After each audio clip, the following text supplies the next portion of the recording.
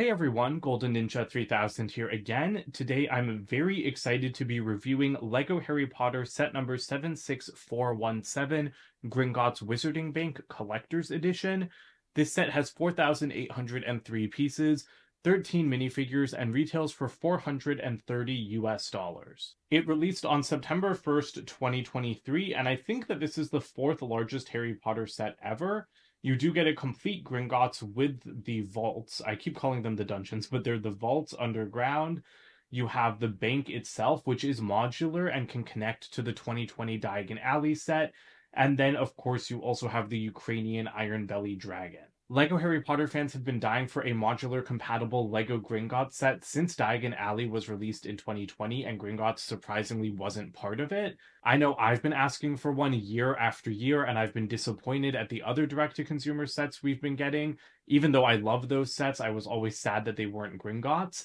But now that we finally have it, I am over the moon because this set is as close to perfect as you could possibly get. I just love it so much. I'm so happy with what we get here, and I can't wait to talk about it because this set is just truly incredible and definitely worth the 3-year wait. I do want to remind everyone that I am an employee of the LEGO Group. However, all opinions expressed in these videos are my own and do not necessarily reflect the views of the LEGO Group. And LEGO is a registered trademark of the LEGO Group of companies, which does not sponsor, authorize, or endorse this site. So the first minifigure we'll look at is Harry Potter himself. I really like this figure. I think it's an exclusive variant because I don't remember seeing that torso anywhere else. And that makes sense because this is one of our only LEGO sets ever based on Deathly Hallows, in this case, Deathly Hallows Part 2. I like the back printing as well. And he's holding a black wand, which I thought was inaccurate at first, and it kind of annoyed me. And I mentioned that with the Battle of Hogwarts set in my Harry Potter collection video for 2023. And someone in the comments pointed out that no, this is actually super accurate because I completely forgot that Harry's wand was destroyed by this point in the movie and book. And so he actually has Malfoy's wand after like the skirmish at Malfoy Manor. So that's great attention to detail, honestly, and I can't believe it's something that even I forgot. He does have an alternate face as well that is exclusive, and this is after he and Ron and Hermione have gone through the Thief's Downfall waterfall, so their disguises have been washed off. I really, really like this print. I love getting slightly battle-damaged minifigures. The only thing Harry's missing in this set is the invisibility cloak, but that's like, I think one of 2 complaints I have about the entire set. Next up, we have Harry number 2, who is from the Philosopher's Stone. I love the torso print that first appeared in that 2020 Diagon Alley set. He's also holding a printed Galleon, which is an incredible piece, and you get a lot of them in this set. His face print isn't really anything special, but he does have some back printing and an alternate face too. I think that this might be a new face. I'm not sure if it is, but it's not like the typical smiling and scared expression that we usually see on first year Harry. Of course, Harry is accompanied by Hagrid, which is the same supersized minifigure that's been used since 2018. Nothing really different about him.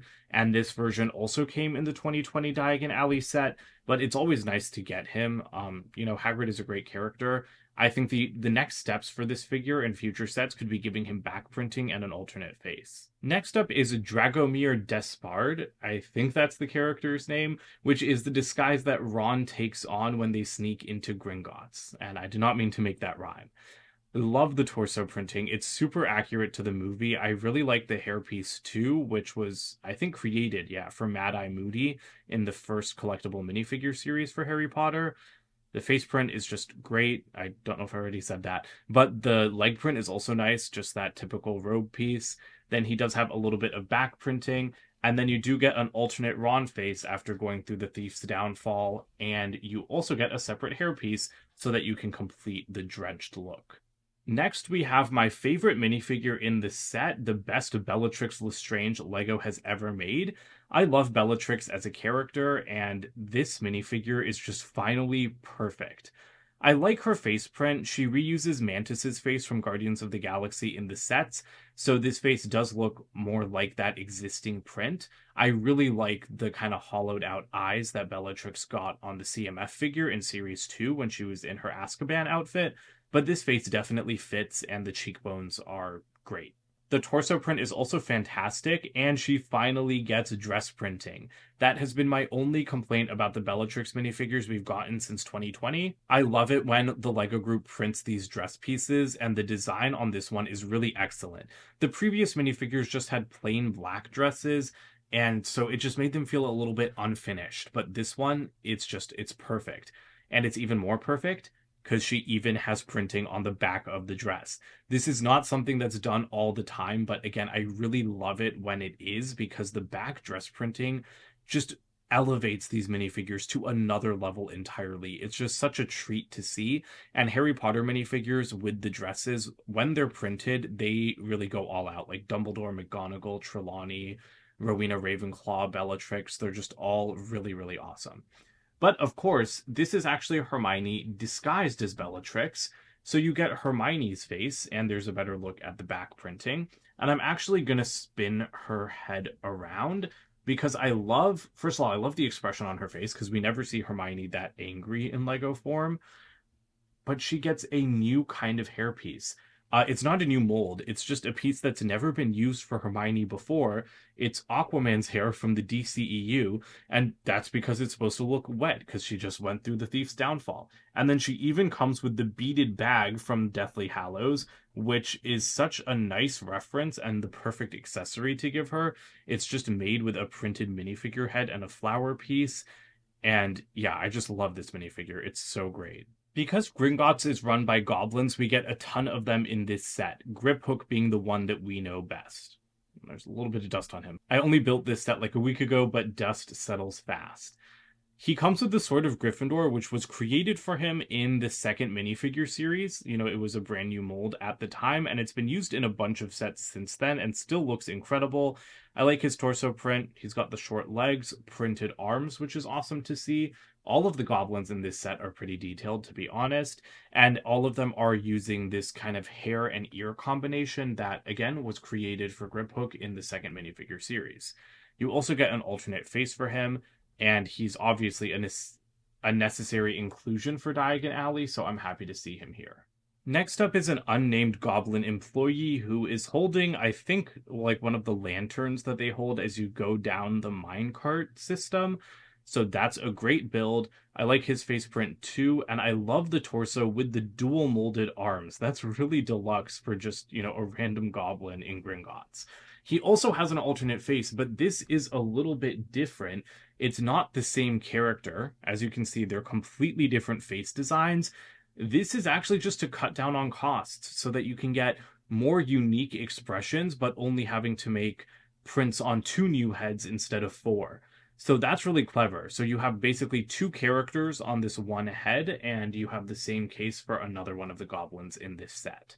And here is that other goblin. I think I remember seeing him in the movie. He has orange hair, which is very different from the other gray-haired goblins, so I really like that and love that we get that hair-ear combo in a different color. Same torso, same arms. He's holding a golden key, and I really like the expression on his face because he looks a little bit worried or shocked. I mean, he kind of looks like he just saw a dragon burst up through the ground, so that's kind of funny. And he also comes with an alternate face. Again, this one for a completely different character, which it's just such a clever way to give us new face prints, but also cut down on manufacturing costs. So I'm very pleased with it. Next up, we have a banker, I'm guessing, because the other guys are kind of dressed, like they're dressed nicely, but a little bit more utilitarian. Like they look like they're taking people down to their vaults, whereas this guy looks like he just sits at a desk. He's also holding a printed galleon. He gets another new face print. He gets the other side of the face print from that first lantern holding goblin we were looking at. I don't think that torso is new, but I mean, it doesn't need to be. He has white hair, which again, nice touch. And there is the other face print. And then finally, we have the goblin who Harry imperioused to take them down to the Lestrange vault. I believe his name is Bogrod, but don't quote me on that. He looks very recognizable with his little glasses. And honestly, it kind of looks like he has hamster teeth. That's the only way I can put it. I think his torso might be new. Again, when it comes to generic suits, I can't be 100% sure. But I like the golden key he's holding. Again, love the white hair. I really like that you get 3 different goblin hair colors in this set. and he has an alternate face for after the dragon's broken out, and I just love that. I think that that is hilarious. And then we have a couple of Ministry of Magic guards. I like their torso prints, and it's just kind of funny to see wizard cops because they have the standard Lego police officer hat, and then they also have wands. So it's just funny because they look like police officers, but they have wands instead of other weapons. So that's cute. I like that they're pretty distinctive. You know, we have one man, one woman, two different skin tones, and I really like the face print on this one because that's like medium brown, so it's still not a common skin tone, so I love seeing it. And then they do have some back printing, but of course no alternate face. And finally, our last minifigure is a generic Death Eater, who I love seeing here because we also got Lucius Malfoy as a Death Eater in the 2011 Diagon Alley set. So to me, this is almost a callback to that. But of course, this is also Deathly Hallows Part 2 when Death Eaters were roaming freely, so it would make sense for one to be in Diagon Alley. Again, same generic leg printing for the robe that flows beautifully into a new torso. I really, really like the torso. This is like the newer style hood from Star Wars, which I kind of have a love-hate relationship with. I think it works here, but I don't always like it on minifigures. And if you pop that off, you can see a better look at the mask. But there's another nice surprise, because there's an alternate face, which is the female version of the Death Eater mask. At least, I think that that's the female version. It looks like Bellatrix's Death Eater mask to me. So I believe that it's the male version and the female version, so you can try to army build this minifigure, although it might be a little bit hard because it's exclusive to a $400 plus set. I think we're all in agreement that this build is absolutely insane. This is like the furthest back I can get from it. You can see my studio lights peeking through, but there's just nowhere else to put them. This thing is just so tall. I think it's over 30 inches tall. It's like 31 or 32 if I'm remembering correctly. And it's just nuts because that is a base plate that this is built on. Which means that it's modular compatible, but that also means that it doesn't connect to anything with studs because base plates don't have like bottom anti-stud connections. So everything is just balancing on top of the dungeons. And I really, really wish that I could like show this view more, but I can't. It's just absolutely insane what the designers have managed to accomplish here. So I'm going to try to spin it around, but I don't think I can talk while I do so. And I'm also not sure how successful that's going to be, but I just really want to show you guys how stable and incredible this model is.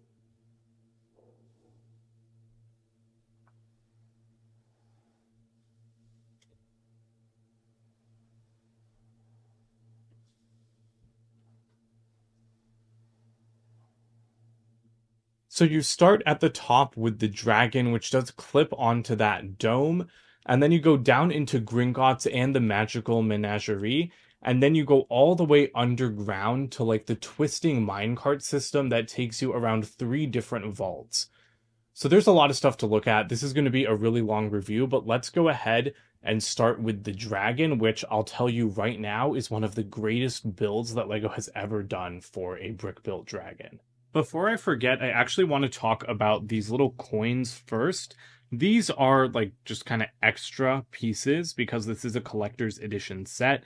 You get these close to life-size galleons. So this is pretty cool. I mean, like they look nice. They're a good print. They have like this shiny metallic quality. And that is the older style of Lego Dragon. But they don't really have a place in this set. They kind of just float around, and the designers say you can throw it in with your Hogwarts Icons Collector's Edition set. And we also got that life-size Hogwarts Express ticket from last year's Hogwarts Express direct-to-consumer set that you can throw in with the Hogwarts Icons collection. But I just don't love these things. You know, I don't love this thing of like, oh, here's a printed piece, throw it into that other $250 set. It's a nice thought, like they're definitely nice pieces, but it just feels like a little bit strange to have them floating around these other sets without anywhere to really put them. But anyway, moving on to the actual dragon, I was serious when I said that this is one of the best dragon builds that LEGO has ever done. I like brick-built dragons well enough, but to be honest, molded animals are really my bread and butter. Like, I love the molded dinosaurs, I love Smaug. Brick-built dragons don't always get me the same way that molded ones do. But this one is just incredible. So I was building it, and I don't dread building dragons and stuff, but I don't look forward to it. In a large set like this, I was like, oh, the dragon is kind of the thing you have to get past after you're done building the vaults before you build the main building. But I didn't feel like that when putting it together. I was actually really pleased with it. So we do have a brand new mold for the head, which looks excellent, super accurate to the movie. I love the printing design. The lower jaw is actually reused from a baryonyx dinosaur, so that's not a new mold. But you also have this fire coming out of its mouth, which looks great. And you can just kind of take that off a clip and then shut its mouth. And you do insert a couple of horns at the back, but the rest are molded. And you have some good range of motion. You have a large ball joint at the neck, which was kind of surprising, just how big that ball joint is. And the entire thing has the spines that a Ukrainian Ironbelly should, and it has a bunch of chains because this dragon was chained up and very mistreated throughout most of its life. You also have just a lot of detail all over the dragon, so those spines continue all the way down into the tail, which also has another large ball joint and then a bunch of smaller mixel style ball joints, including one at the very tip of the tail. So you can get a lot of motion out of this thing, and that's part of what makes it so fun. I think that the color scheme is also just super, super clean. Maybe that's also part of it, because these mixels ball joints, they're only made in shades of gray. And shades of gray don't look good on a red dragon, but on a gray dragon, it looks perfect. So I honestly think that the color scheme is maybe one of the reasons why I like this build so much, because it is just so simple and clean and pretty perfect. There are just 2 stickers on the dragon on either side of its body, and there are some clips here where you can put Harry, Ron, and Hermione, which I'll show you guys at the very end. And then the legs are also built up pretty well. They're really small. It can be hard to get this thing to balance sometimes, but you can get it to stand up. It's just a matter of like playing with it around and posing it a little bit. But good detail. You have like a ratcheting joint here, so you can like spin it forward and backwards and then kind of splay the legs in and out. And then you also have an ankle joint, which is great. You do have chains at the bottom. You actually can chain this up in the vaults. I think we'll have to try that out. But I love the attention to detail, and you do have, well, movable claw toes, I guess. Talons. That's the word I'm looking for. But yeah, you have movable talons, which look fantastic. I hate it when these pieces are used as fingers for like large buildable Lego characters, like the construction figures in the superhero range, but using them as claws is perfect. And then you do have some clips, because like I said, this does clip onto the dome of Gringotts, and I'll show you guys where it attaches when we take a look at the dome itself. The underside of the dragon is honestly like kind of well finished, you know, it's not completely boring. And here you can see the skeletal structure of the wings, and the wings are cloth, which I really appreciate. I like brick built wings, but when Lego uses cloth or vinyl, I far prefer cloth, because to me vinyl, it's too plasticky. It doesn't look natural. I just don't really like it. So the cloth here, especially with the tatters, looks great. But this dragon can also do something else that is amazing, which is fold in its wings. So this kind of middle bone just moves in on like a rod attachment. I don't know. It's frictionless. That's what I'm trying to say. Or not frictionless, but it's a very smooth movement. And then this one has a ratcheting joint to bring it in. And that's fantastic because it really gives you even more motion. And this one keeps coming off the end. But yeah, it gives you even more motion. You can kind of make this thing dive bomb. You can just have a lot of fun playing around with it. I almost wish that this was a separate set because I just like it so much. There's just something about these wings when they're folding in and out, when you've got like the little legs that are so easy to pose. It's just one of my favorite Lego dragons. I'm just like kind of in love with it. And then see, it's really easy to put it into like a balancing pose. So here are the minifigures posed up on the dragon. This is actually the first time I'm testing it out. I'm kind of surprised I didn't try before this. But you can get the 2 boys to clip on and then kind of just angle their legs around. It's probably a lot easier to pose them if you take their wands out of their hands, but here, let me move the wings down a little bit. But yeah, I left the wands in their hands, so I think that makes it a little bit more awkward. And then you have Hermione by herself. With the dress piece, it is a little bit harder to pose her, but you can still get a pretty good look. And I'm really happy with how all 3 of them look, because I thought that they would kind of just get studs to basically sit on the dragon. But I guess this is an adult collector set. It makes more sense that you want the dragon to be smoothed over.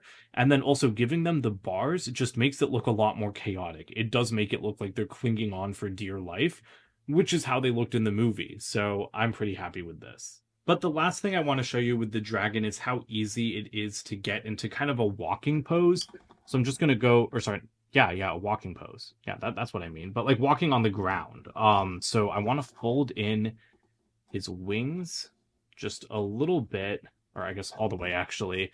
And again, it is pretty simple to fold in the wings. And then if you kind of tuck them up into his body, it's almost like a pterosaur, like a pterodactyl. The way that you can get him to kind of just get close to the ground and then, I mean, almost like a dog now. Like he's kind of sniffing the ground. I really like this look. I like tucking up the wings and having them kind of brace the weight of the dragon on the ground.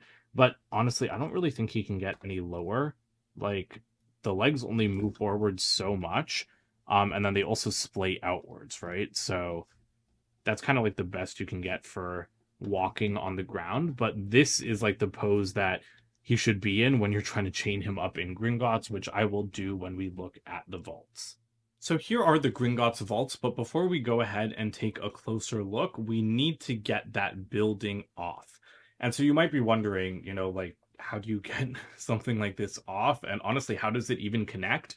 Well, you can see, sorry, you can't actually see because it was cut off, but you can see these little corners that just kind of hold the base plate in place so that it can't wiggle around. And then I like to just grab it from either end, and I kind of just lift it up. And this is not a great grip on it because, I mean, I'm doing a video right now. But yeah, that's kind of how you just lift it off. And then you're left with kind of just this completely flat space up top. And I really like the view, like when you're looking from like the very bottom of the vaults, like up to the base of the base plate, it looks really cool. So I'll try to show that at the end of the video. But anyway, here are the Gringotts vaults. They're still pretty tall on their own, to be perfectly honest. Like, I think that they're the same height as the actual building, or even a little bit taller. But as you can see, it's quite the craziness. So we're going to go ahead and just zoom in and take a closer look at all of the details. And we'll start from the top and just wind our way down to the bottom. So up at the top of the cavern system, you do have a lot of stalactites. I don't know if that's how you pronounce it, but yeah, they're the ones that hang from the ceiling. So that's cool. They're built just using some unicorn horn pieces, which look excellent. And then here is where you have the minecart. And this is a fantastic build that I think it says in the instruction manual, it merges the designs of the carts in Philosopher's Stone with the design of the cart in Deathly Hallows. I love the large and small wheels up at the top and the bottom. These are actually saucer pieces that were introduced in the first Harry Potter collectible minifigure series in 2018. And of course, everything is just built on top of the roller coaster track parts. You can fit a goblin in the front and then one passenger, so Harry, Hagrid, and Griphook cannot all fit together, but you also have the big searchlight on the front, and this thing works really well. I just wish that there was something to lock it in place at the top, because whenever I spin this around, it really wants to just kind of fly down. But that's why you have like this little catcher that's supposed to stop it, but then it can also kind of launch it. So actually, maybe I'll just go ahead and show you guys like the whole cart movement first, because it is going to stop at a couple of other vaults along the way. So let me just give it a nudge. And then, yep, it goes all the way to the bottom, and it's really fun to play around with that. But with the cart out of the way, we can see the entrance from the bank, which is all scratched up with dragon claws. And you do have a couple of jumpers where you can pose characters like they're walking to the cart. So I do love that. Honestly, one of my complaints at first was that the cart didn't go all the way up to the top of the caverns, but I now understand why that is. It's because there wouldn't be any room for minifigures, because once you have the cart on the track, you need headspace, you need headroom for minifigures to be able to stand without hitting the base plate. So I get why it starts here. I had just been wishing that it started like actually at the top, or even, to the bank floor when I first saw the set. But moving on, we can go ahead and stop at our first vault, which is just to the left I guess the cart had other ideas. But basically, if you want to stop at the vault, there is this clever little system in place. So this is vault number 687. And if you want to stop here, all you need to do is lift this little lever. And that puts out a red light, letting you know that a stop is coming up. And it brings a black piece in front that will stop your cart as it's supposed to. So let's go ahead and try that again. I'm just going to pull the cart off the track, put it back up at the top, and then when I let it go, it just stops where you want it to. But now I actually need to move it out of the way so we can actually look inside this vault. So like I said, this is number 687. You do have a nice sticker on the door there, and then if you just kind of reach in and open it up, you can see that this is Harry's vault, and so it's full of gold. What I love about these two vaults, like the two higher vaults, not the lowest ones, you can just pull them, whoops. They aren't supposed to break, but you can pull them straight off of this entire system because they are assembled separately, and so then that can give you like a tiny bit of a better look at the interiors where you can see printed galleons. But moving on down, you can also see a lantern, a lot of nice rock work. This is the other side of that stopping feature, so I'm actually going to put this one down and then move the next one up, which is over on this side in case the cart comes back around. But as you continue going down this roller coaster system, you start to see some more detail. So you have more rock detail here. You have a bat hanging upside down. And then you start to see the first trickles of water for the thief's downfall. And this is really beautiful. I think it's built up really well with a bunch of trans clear and then azure pieces. And the waterfall just kind of clips into base down there. It doesn't fall over the track like it does in the movie. I kind of wish that it fell over and then as the cart came through, like the water was pushed up. But I feel like that'd be a really complicated feature.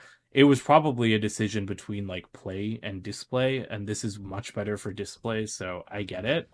But there goes the cart, stopping at the next vault, which is number 713. So, stopping at Vault 713, it's built exactly the same as Harry's Vault. But let me go ahead and just move that thing out of the way. And inside, you have the Philosopher's Stone. So, that's it. It looks nice. I mean, these are very shallow vaults, this one and Harry's. But they pretty much have all you need in them, which is a big stack of gold and a single rock. I wish that there was a better piece for the Philosopher's Stone. It's just the same ruby that's been used since like 2001. And I think that there are like some more appropriate pieces now, like some larger rocks from Lego City. So it would have been cool to see one of those. But I mean, this works and it's not really a very important part of the set. But the other thing that you have back here that I wanted to talk about is the dragon stuff. So this is where the dragon is chained up. You have a pitchfork, you have a chain, you have a little sticker with a feeding schedule, which I think is a cute little detail. And that's about as far as I can zoom in on that. And a skull. So I guess other thieves got fed to the dragon. I guess that's why the thief's downfall is right there. But yeah, you can kind of chain it up here. I mean, like the chain is super short, but you could just attach it to its neck or something. But it looks pretty good in this area. It is pretty large compared to the entire vault system. But I mean, it looks good. It definitely works well enough. And then back here you have the clankers that Bogrod used on the dragon. So these are just tiny little builds that are stored in this box on the side. Moving over to the left, you have another little sticker here with a nice reference. It says established 1474 because in universe that is when Gringotts was first established. So I love that little detail. And then I also really like this large archway that we're going to take the cart through.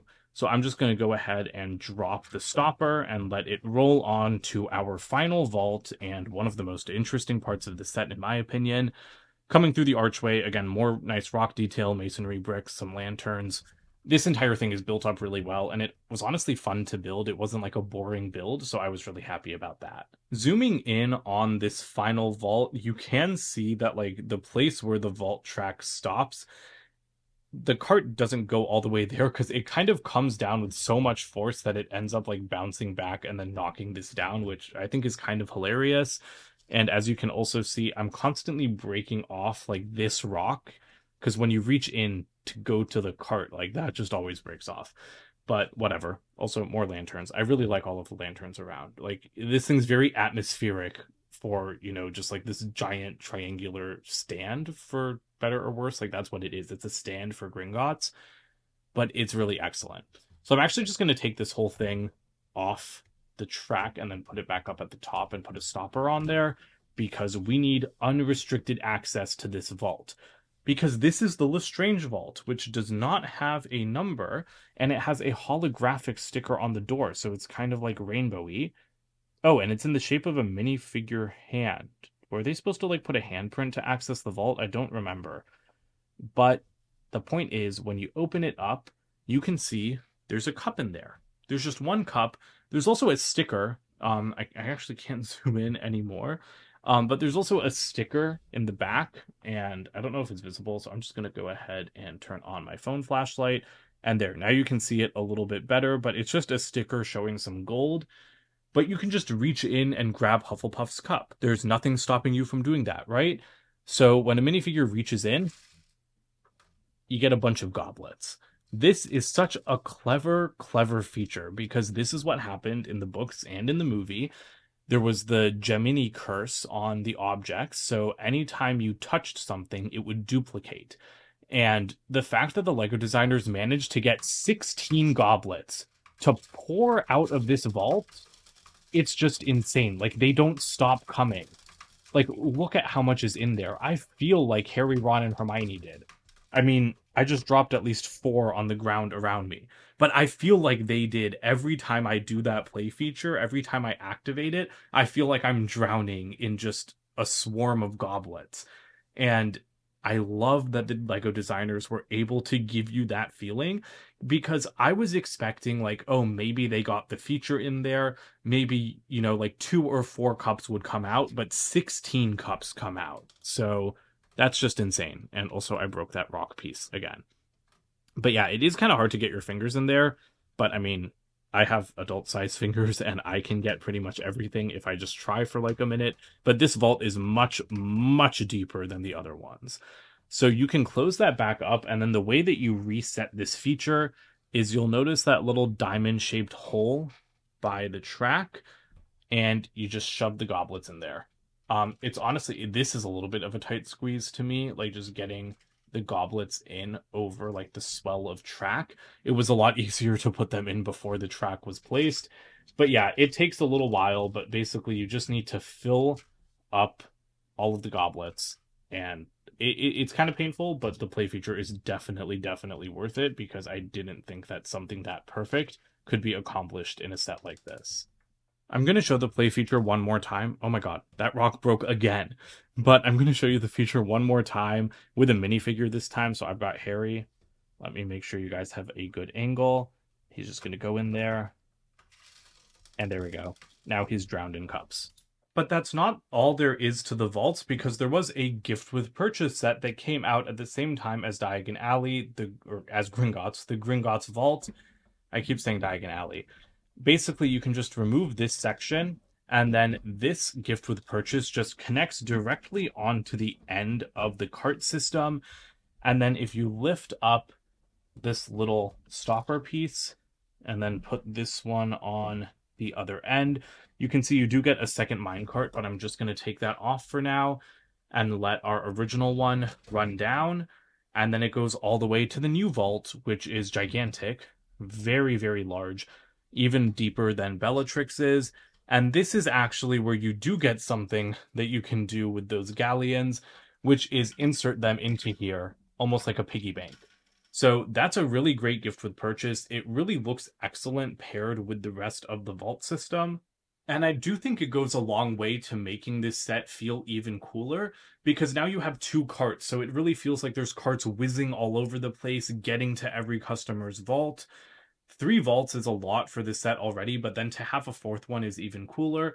The only thing I don't love about it is that it looks super disconnected. You know, something that I love about the actual vaults is just how integrated into the rockwork everything is.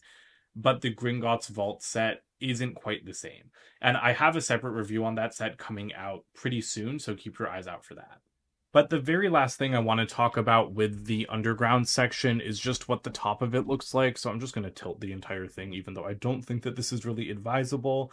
And this is what the corners look like where you attach the building. So it's just got like some sloping pieces moving into like those corner locking areas. Um, but yeah, this whole thing is very sturdy. I built this in California, and the whole thing kind of just slides together like in a T shape, like it's parallel, before you add on all of like the track and everything. So I built like the two separate flat sections in California and then just put them in my carry-on suitcase to bring them back to Michigan. And in doing all of that, like that's a 5 hour flight. That's like a decent amount of travel for a completed large Lego structure. Even though they were pretty flat, only one piece broke off. One piece broke off, and it was this like very bottom section of the waterfall. So I was really, really, really impressed with it, and that's just a testament to how well this is designed. But now it's time to move on to the actual Gringotts bank building itself, which looks glorious. It's like 3 full stories. It's going to tower above the rest of Diagon Alley, and it's really striking with this stark, like white and sand green color scheme. I'm just really happy with it, and we even get a second smaller building with the magical Menagerie, so it can just flesh out Diagon Alley even more. And this is on a complete base plate, unlike the other Diagon Alley sets. I will be doing a connection video with all of them, as well as a comparison to the 2011 Diagon Alley, so keep an eye out for those videos too. You do kind of have to view this at an angle just because of the way it's constructed. Like, it's kind of designed to be viewed like this rather than from one side. So it's kind of like a really interesting inverted corner modular building. But speaking of that, I think that this might be the first modular compatible Lego set that connects on all 4 sides. That is really, really exciting to me, and that's why I can't wait to connect it to the rest of Diagon Alley, because I just really want to see what kind of combinations I can come up with. I mean, I have in mind what I want, but you can connect it to Diagon Alley here. You can connect it over here. These pins are too close together to be modular pins, so that's like even more connectability because the Diagon Alley buildings only have one connector, not two like regular modular buildings. But then on this side, you have another connecting pin. And then on this side, you have 2 regularly spaced modular connecting pins. And these are the ones that come with the pins inserted. So I guess this is Lego telling you that this is where they want you to connect it. But I'm going to do my own experimentation. So yeah, this set is really awesome. Let's go ahead and start with the magical Menagerie before Gringotts so we can get that out of the way. So here's the ground floor of the Menagerie. I love all of the different animals that are out on display. So zooming in a little bit, we have a baby pygmy puff, or is it pygmy? I never know how to say that word. But that's an adorable print returning from the Weasley's Wizard Wheezes set this summer. You also have a lime green frog, which I don't think is a very common color, and then dark green and dark blue snakes, which I think come from the latest Indiana Jones sets. Then you have this really nice red color scheme, or dark red color scheme, and reddish brown for the base. I love the little sign out front, which is an unprinted kitten piece. And then we do have a lot of nice detail. We have a little sign that says Fishy Dinners. We have this lovely advertisement for Gringotts that says multiply your fortune with a junior wizard savings account. That's just so cute, and it really adds like a lot of charm and character to this little side of Diagon Alley. And speaking of alleys, you do have a literal alley back here. There's some steps up, and then it's like completely tiled over. It's really difficult to get into, to be perfectly honest, because there are some stickered things up on the wall, but they're just practically impossible to see once the set is actually assembled. So that's just kind of an interesting choice, and that's also where the door into the building is. But it's like so tight. It's like impossible to get stuff in there and actually see what's going on. Finishing up with this view of the exterior, I do like the little turret we have going on.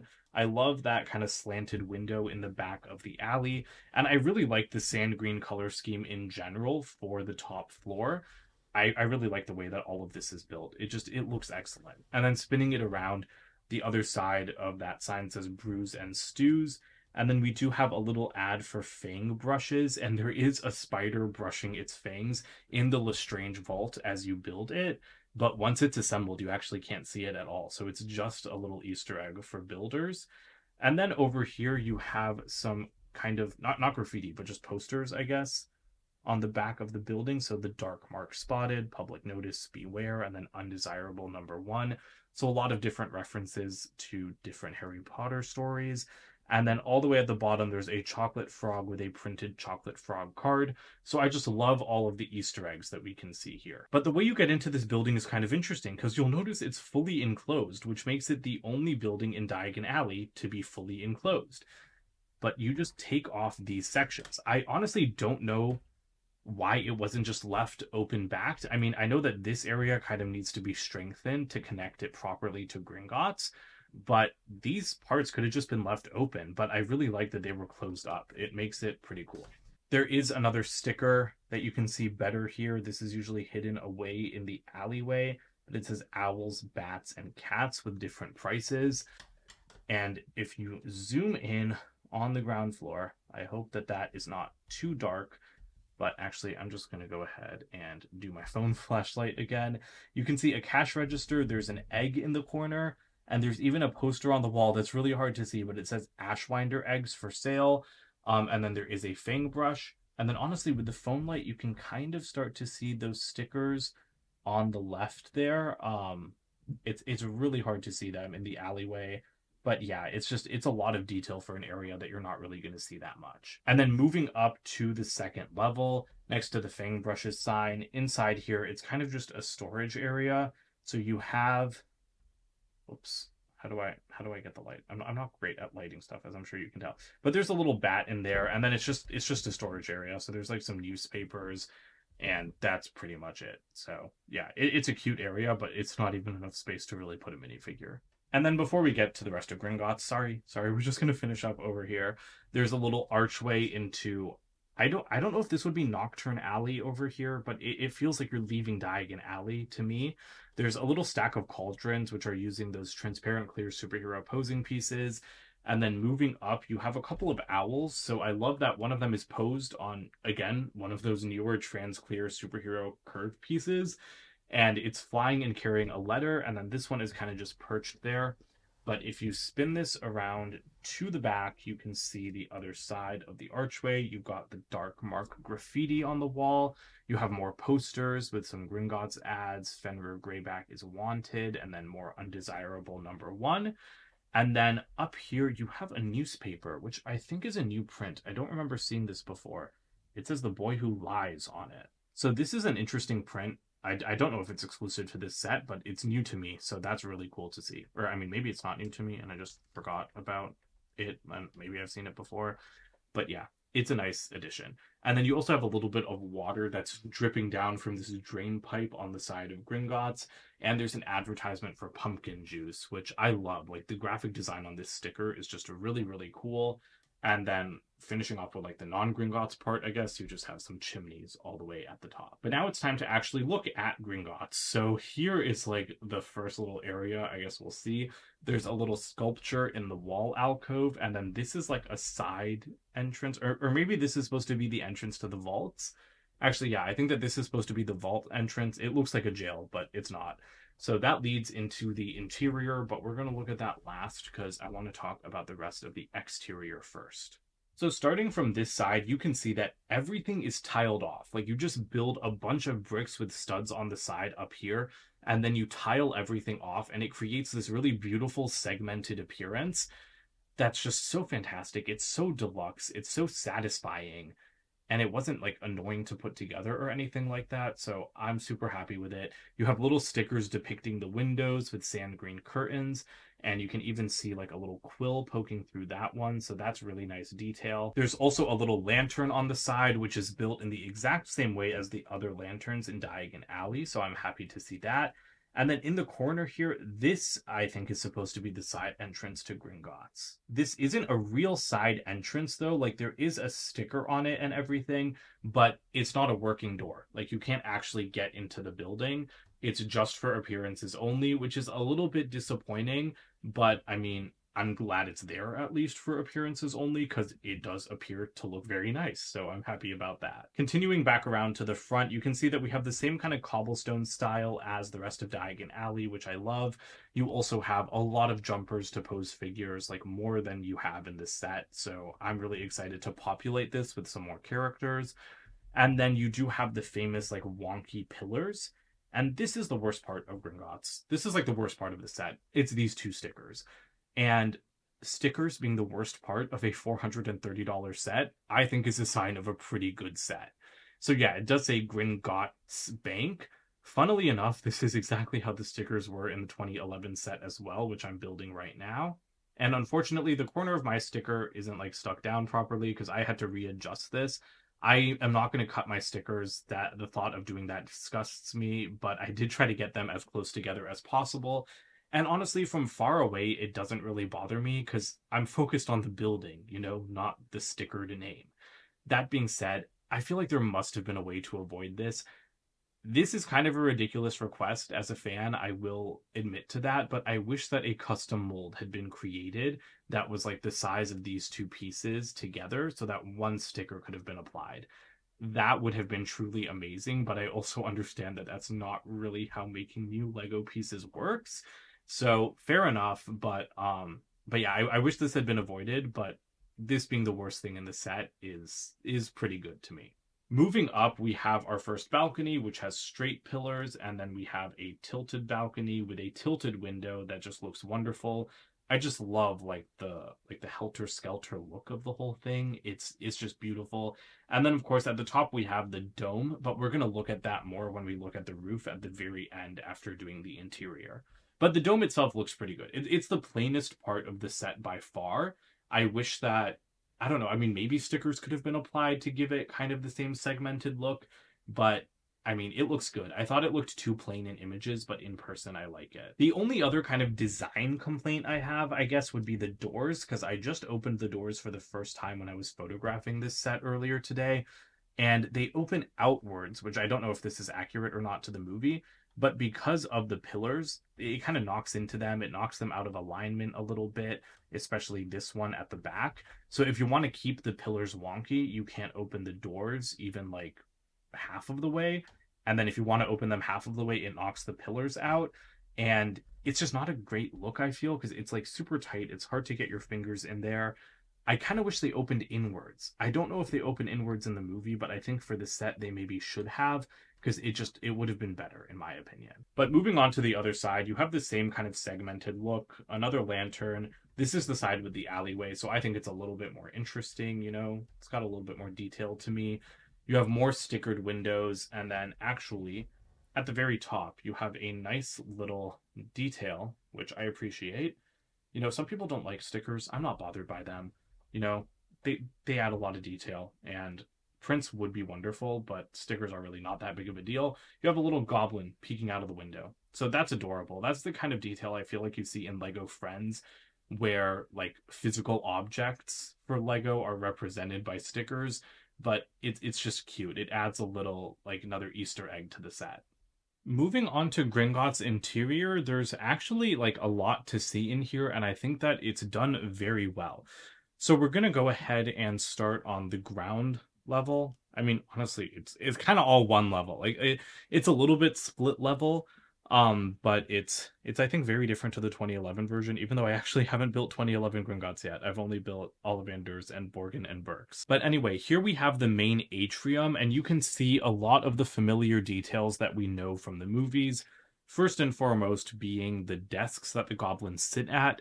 This one is actually removable. This is where I have Bogrod sit, and it's got a quill and a galleon, as well as the iconic lamps, but it's in the way, so I'm going to remove it, and that's why it is removable. Now you can get a much better look at everything in here, and you can see just how cavernous it is, and that is really the only word that can describe it. You've got the marble pillars, you've got like the high arched windows, you have the columns, you do have this beam that's running through it for structural support, but this thing just goes all the way up to the roof, and it's really like just beautiful to witness. So let's go ahead and take a closer look. It is a little bit dark, so I'm just going to remove the roof to try to get a little bit more light in there, and we'll take a look at the roof in just a second. But I love the detail on the floor with the circular pattern, and you can see some shattered glass from the skylight that broke from the dragon flying through it. So that's a nice unobtrusive detail. If you don't like it, just take those two pieces off and you don't need to worry about it. But I really like the floor pattern. It continues over here as well, and there's even a little bit more underneath the jumpers. But I think it looks beautiful. I'm really happy with it. And then over on this side, you have that door to what I think is supposed to be the vault. So you do have a little sticker above it as well. And I guess this is a good place to talk about the pillars. I was really confused about the pillars at first. I wasn't sure if those prints were supposed to represent cracking from like damage because of the dragon, or if it was just supposed to represent like the cracked marble pattern that the pillars have in the movies. And it's supposed to represent the pattern. So like that's been determined. But I don't love these pieces. I mean, the print is okay, but it just doesn't look like the pillars do in the movies. Like the pillars are super cracked, like all the way around, you know, like they don't have just slight cracks. They're fully covered in them.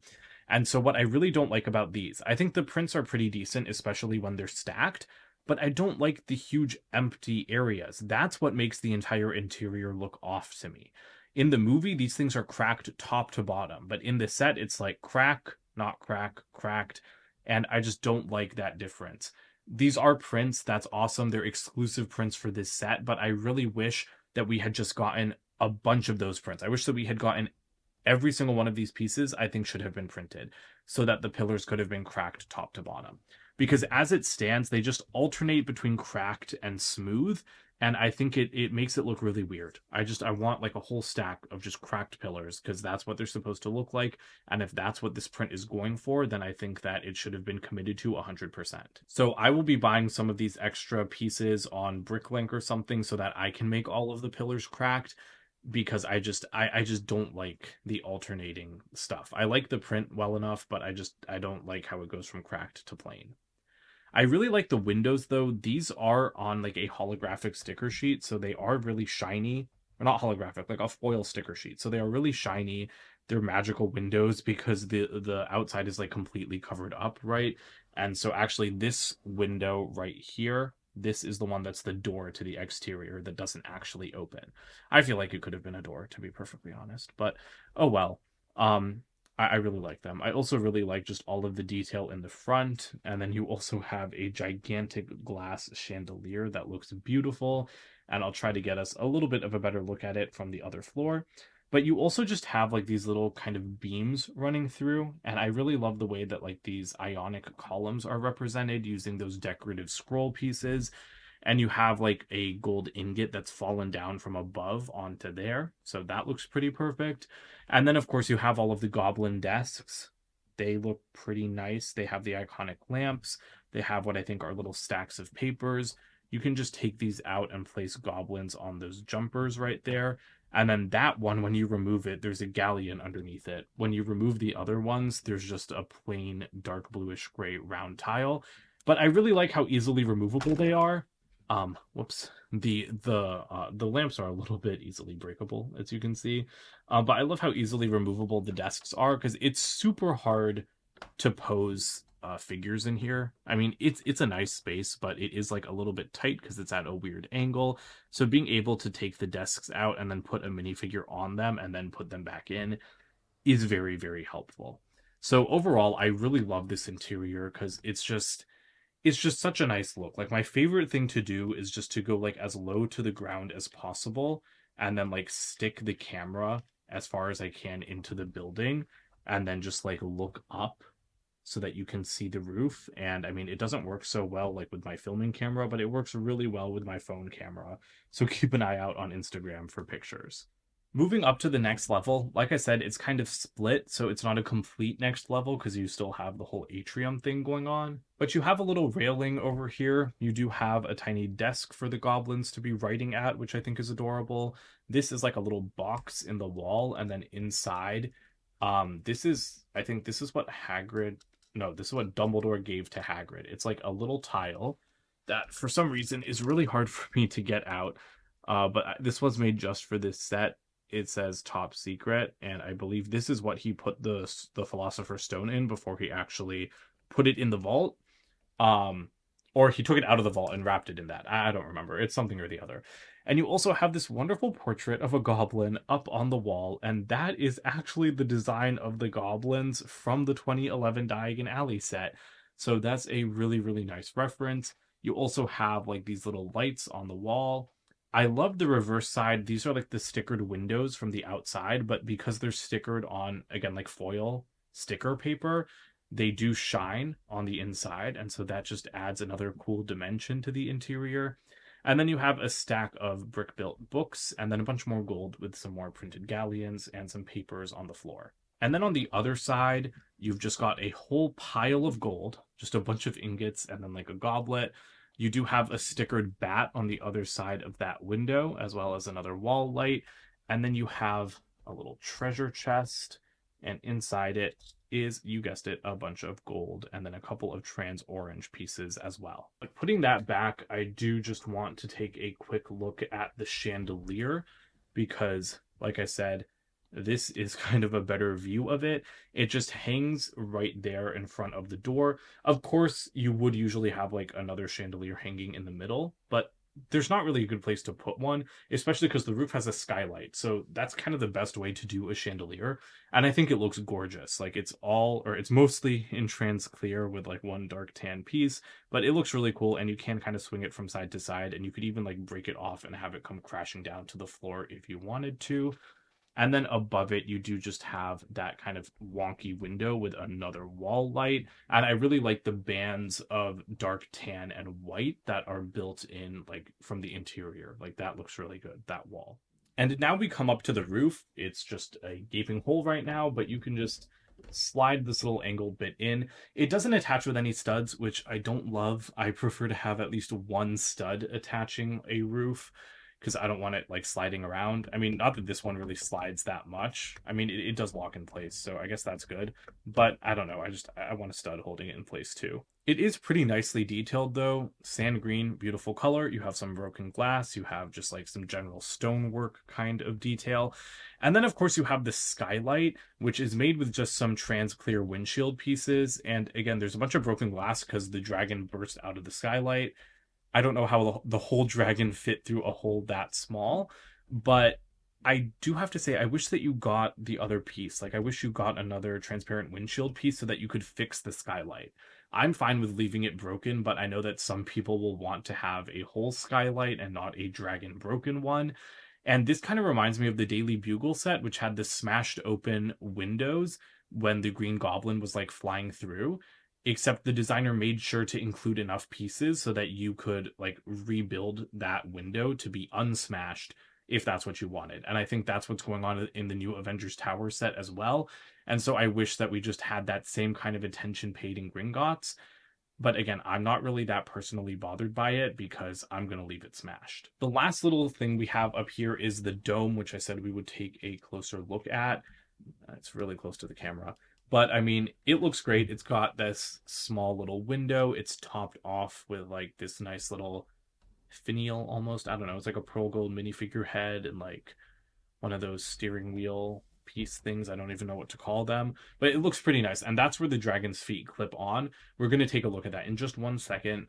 But there's also an axle hole back here. I don't know why. I guess you could just take like this owl piece and stick it in there if you wanted to have an owl flying up there. But there's actually a little interior to the dome. So if you take this off, I'm going to need to get a higher vantage point. There's actually a little office for a goblin in here. And that is really, really cute. You have another desk which shows like the old Lego style of coins, like back when they came on a sprue and you had to break them off and they couldn't be held by a minifigure. And then you have a little chalkboard drawing of the original like minecart from the 2001 Gringotts set. And then on the other side, you have a bunch of references to past Gringotts sets with, I think that those are just the set numbers in Roman numerals. There's also another little stickered piece of paper on the floor, as well as some galleons. So that's really clever. There's no door or anything to get in here. You just need to take off the dome, but that's definitely a detail I wasn't expecting. And then for the dragon, I'm just gonna pull him in from the corner. Let's spread his wings out again. And then you just kind of have to splay his legs and then fit him directly over this. And then it just kind of clips in to the roof. I was surprised that it clipped into the roof. I thought that we just kind of had to pose it up there and then hope it didn't fall off. But this makes way more sense. And then you can kind of just try to have him look like he's gripping the roof. It doesn't really work because his feet are almost completely off of it. But you can just put the roof back on, line it up properly with the jumpers. Sorry, I thought the camera was pointed at it. But yeah, it takes a second. It's probably best not to do it one-handed. But there you go. Now you have a dragon towering above Gringotts, just like Universal Studios in Florida, I think it is. I think that's where Diagon Alley is. Here are the extra pieces for this set. Quite a lot because it has so many parts, of course. But you do get 3 extra galleons, which are very nice, and I'm going to scatter them around the set now. And then you also have these 2 extra 2x2 plates. I was really like skeeved out by these. I did not know why they were extras because they're way too big to be extras normally, but I checked on Reddit and other people had them as extras too, so I guess it's just a weird quirk. But there are some other good pieces in here as well, like trans clear thing. You have the extra black saucer, you have some wands, you have a chain. So honestly, there's a lot of pieces you could use in here to add even more accessories to your building. Here's the box for this set. It's really, really big, so it's kind of hard to fit in frame, but it's kind of just that standard, like, giant $400 box. It is just a regular black background. Diagon Alley in 2020 didn't have the black background, and I think it would have been really cool to see the multiple levels, like, on the box art, but obviously doing it like this really spotlights just how crazy the entire build is. And then on top, we have all of the minifigures plus the dragon head. On the side is the art from the movies. And then here at the back, you can actually see how it connects to Diagon Alley and then some shots from the movies, which I think offer like a really good comparison and show how accurate the set is. This set comes with 4 thick instruction manuals, and I love that we've moved away from the black icons or 18 plus style manuals to this white color. On the back of each one, you have a Roman numeral with the instruction manual number, which I think is pretty cool. And you also have it regular ways on the front. And then there's, oh, these are the empty sticker sheets. I always forget. Sometimes I show these with the instructions. That's actually for the Gringotts Vault. So I guess I should leave that aside because I'm reviewing that set right after this one. But yeah, there were 3 sticker sheets with one of them being that foil type. But the reason I opened the instruction manual was because there's a lot of great information about the set. And this is what I'm showing. Like with the cracked pillars, they're cracked all the way through. So it doesn't really make sense that in this set, some sections are plain. But yeah, I love all of the information about the set. I love learning about the design team as well. That's Justin Ramsden, who makes, honestly, some of my favorite LEGO sets ever, because I think he also worked on Avengers Tower, and he's the one who designed the 2018 Hogwarts Castle. This is also a recommended connection method for Diagon Alley, and that's pretty much it for the instruction details, but I will certainly be showing that in my Diagon Alley connection video. And actually, we're not done with the instructions yet, sorry. You do get some nice information while you're building in like these little black callouts, which I appreciate. But I also love that they show you how to transport the set, because for a set like this that is so like structurally insane, you really do need something like this to help you transport. Well, that about does it for this review. Thank you if you watched all the way to the end. As you can tell, I really love this set. I think it might be my second or third favorite Harry Potter set ever, because I really love 2020 Diagon Alley, and I really love the 2018 Hogwarts Castle. But yeah, I have very few complaints here. My main ones are, you know, just like the pillar prints and then the sticker, but those are really minor complaints to have for a set this large. I'm really blown away by like the whole vault system, especially the function in the Lestrange vault. I love the dragon. The building is, you know, a little bit more what I expected because it is just a building. It's not as unique as those other 2 things, but it is executed perfectly. So I'm very happy. You know, this is everything I wanted. It's really nice to not, you know, feel disappointed after 3 years of anticipation. And I know some people didn't want the vault system and they were saying, well, it should just be Gringotts and these should have been 2 different sets. But no, no one would buy that thing. Like, no one except me would buy that thing if it was a separate set. Doing it as one set, I think, was the way to go because it's truly incredible. You know, like having it stacked up on top of each other, it's so unique. That's what I want from large Lego sets. I want them to innovate. I want them to be unique. I want them to put a modular building on top of a 1 foot tall like underground structure. So I'm really happy. I'm just thrilled. Like even when this set was revealed and I thought that it wasn't compatible with the rest of Diagon Alley, I wasn't upset with that because of how cool the vault system was. So to get both of those things, to get a modular compatible Gringotts and the vault system, I think the Lego Harry Potter designers have outdone themselves with this set. In terms of the price, it's 430 US dollars. I think that that's pretty fair. Gringotts would be what, like a 250, maybe even $300 set on its own, like just the building, because modular buildings are now around 230. So yeah, Gringotts would be like a 270 to $300 set on its own. I think the Dragon would be like a $50 set. So you're already at like $350, and that cart system I would say is worth like at least 120. So when you look at the different sections individually, I think the $430 price point is really worth it. The original Diagon Alley was 400 and you got a lot more buildings, but none of those buildings were as epic or insane as Gringotts and its vaults. So if you're a Harry Potter fan, I highly recommend getting this set. I don't think you're going to be disappointed, and I can't wait to put it next to Diagon Alley because I think that that's just going to make it even better. So I better stop talking and go grab those sets so I can film that video right now. Thank you for watching. Don't forget to comment, like, and subscribe, and check out my website, goldenninja3000.com, and I'll see you guys in more videos soon. Bye for now.